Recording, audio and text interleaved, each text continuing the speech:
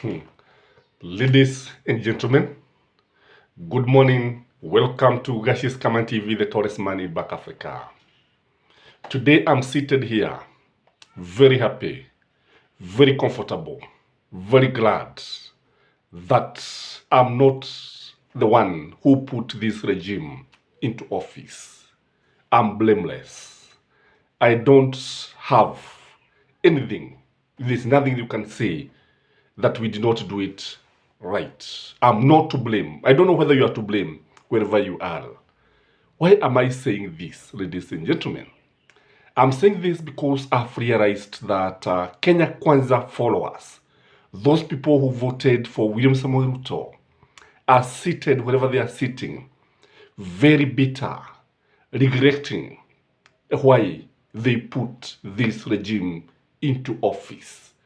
Why are they feeling bitter? Why are they not sitting plenty? Why are they not comfortable? Kwa nini hawana furaha? Kwa nini hawashangilii utawala wa William Samoei Ruto, ili hali wao ndio ambao walimweka katika ofisi, wao ndio ambao walimketisha katika kiti cha enzi? Why are people not happy, yet they voted overwhelmingly to William Samoei Ruto? Why are Kenya KWANZA followers, including those in leadership, just a few of them are happy? Why are majority not happy? The first thing, in my view, it's because of because betrayal is very, very painful. Betrayal is very, very painful. When Jesus Christ was talking about one person, Judas, who was going to betray him, he opined that it was better if Judas was not born. This tells you that betrayal is very, very painful. Just like in a relationship, when one person betrays the other, the consequences is bitterness. The betrayed party usually feel very, very bitter. So the pain of being betrayed is the one that is making Kenya KWANZA supporters, Kenya KWANZA diehard, those who voted for William Samoei Ruto and Gachie, feeling very, very bitter. The second reason, in my view, why Kenya KWANZA supporters are feeling very, very bitter, are not sitting plenty, are not comfortable, is because they had unrealistic expectations. The expectations were too much, and William Samoei Ruto was unable to manage the unrealistic expectations. Remember the many promises that they were given. Remember, these people were told that it is Raila, no, sorry for that. It is William Samoei Ruto who was managing or who was behind the success of Uhuru Muigai Kenyatta. And now he has the levers of the state. He is the one who is governing. He is the president of the Republic of Kenya, and he is not achieving it. So these unrealistic expectations were too much. Tell me, najua walikuwa wameambiwa kwamba the hustler's throne would be interest free. They were also told that women who were lactating, new mothers, would be given free diapers for 3 months. So when you look at these things, were very, very unrealistic. And the list is endless. The third reason, in my view, is the high cost of living. The high cost of living has hit everybody, and everybody can see what is happening. The high cost of living, cost of electricity, very high. Cost of water bills, very high. Cost of everything, very high. The depreciation of the Kenyan shilling. The shilling is receiving a beating. So this is something that is making those people who voted for William Samoei Ruto very, very bitter. And by the way, I've noted that Azimio diehards are not bitter. I don't know where Mulego wa upande gani. Are you feeling bitter? Maybe you can let us know through the comment section. Have you noted that those people, those friends of ours who voted for Kenya KWANZA are feeling very bitter? In fact, they should not feel bitter if you ask me. It's their right to vote for whatever candidate they want, as long as that person is sane, as long as that person is in the ballot. But the consequences, yanaturaba sisi sote. So I have even noted some close friends of mine apologizing, and I've told them this is to apologize. In this freedom of choice and freedom to elect, you have the right to elect the leader that you want it is, you are right, but the consequences sasa ndio sasa inakuwa tofauti, kwa sababu you start now seeing the feeling. So the high cost of living is causing a lot of pain. Again, the reality is very painful.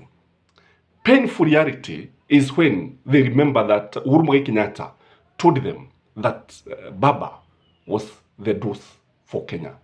Baba was what the doctor prescribed for this nation. Baba was the right medicine. Baba was the person who could have fixed this economy. I know, even if he could not have achieved much, I strongly believe that Baba could not have increased taxes. Do you think Raila could have increased taxes? Do you think Raila could have allowed the free day secondary school education, the free primary school education to go to the dogs?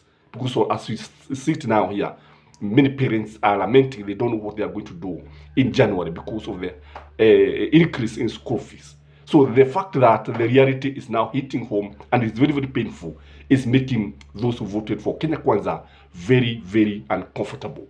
Again, there is also the feeling that Uhuru Muigai Kenyatta's regime was better compared to William Samoei Ruto.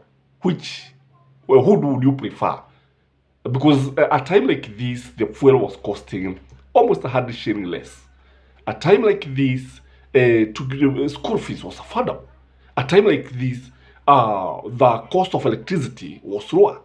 Because when you compare today cost of electricity, the water bills and whatnot, you realize that Uhuru Muigai Kenyatta presented a better leadership. And life was a bit comfortable. Again, kwa sababu ni mtu wao anawatenda. Unajua sasa hakuna jambo baya, hakuna uchugu, hakuna hasira kama kutendwa na mtu wenu. Ni kama kuibwa na ndugu yako. Imagine your brother stealing from your house. Imagine your brother stealing your car. Imagine your sister stealing your chicken, you stealing your eggs. So it is usually very, very painful. Ni heri uibwe na mtu mwingine. Sasa kile ambacho wanaona ni kwamba yule mtu ambaye anawatenda ni mtu wao. Yule mtu ambaye anawatenda ni Hasra mwenyewe, king of Hasra ndiye anawatenda. So kutendwa na mtu wenu kuna uchungu, kutendwa na mtu wako kuna hasira. It is the reality. Ni kawaida. It's a psychological impact that kwa mfano ukithurumiwa na mtu ambaye anakujua vizuri sana, utakuwa na uchungu mwingi sana. So the fact that William Samoei Ruto alikuwa mmoja wao, the fact that William Samoei Ruto alikuwa muuzaji kuku, and now he's the one ambaye anawatenda hivi, ndiye ambaye sasa anaongeza bei ya kila kitu, ndiye ambaye anaongeza kodi, ndiye ambaye anawaraba, ndio sasa unaona ule uchungu ambao tunauzungumzia. Again, there's also the shame. Usually,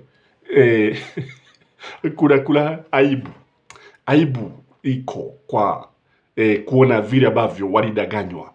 In fact, somebody was asking me, why were we that easily swayed? How did we find ourselves here? Including the church. In fact, I had a pastor lamenting that the people, the followers of his church were blaming him for misleading them. So what do you think that a pastor is feeling? He's feeling a bit ashamed. He's ashamed. Haoni ya kwamba aliwakosesha watu, aliwelekeza kodoo kwa mlego ambao unawaraba wananchi, unaletea matatizo mengi sana.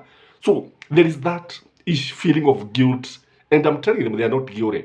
It should be a lesson to us. Nobody, and I repeat, nobody should be blamed for voting yule mtu ambaye anataka. But the consequences, sasa watu wajifunze, kwa sababu ukupiga audio ukufunzao sio maneno yangu, ni maneno ya wahega. Wacha tucharazwe, tujifunze, because I'm not saying that those who are in Azimio or those who support Azimio should celebrate. We should not celebrate. We should cry and move forward and learn the lesson, because I don't think William Samoei Ruto will win the second term. Those are the good news, because ukiangalia sasa unaona kwamba watu wanajua ukweli, wanamejionea wao wenyewe. Ukiuliza yule mtu na wauliza, can you vote again for William Samoei Ruto? And nobody say yes. Just a very few people have been left supporting William Samoei Ruto. So are you there? Are you feeling comfortable wherever you are? Because from where I sit, I'm very, very comfortable, because I'm not to blame for anything. I'm not to blame. Are you to blame? Please comment in the comment section and have a blessed Friday. Till next time. Bye-bye.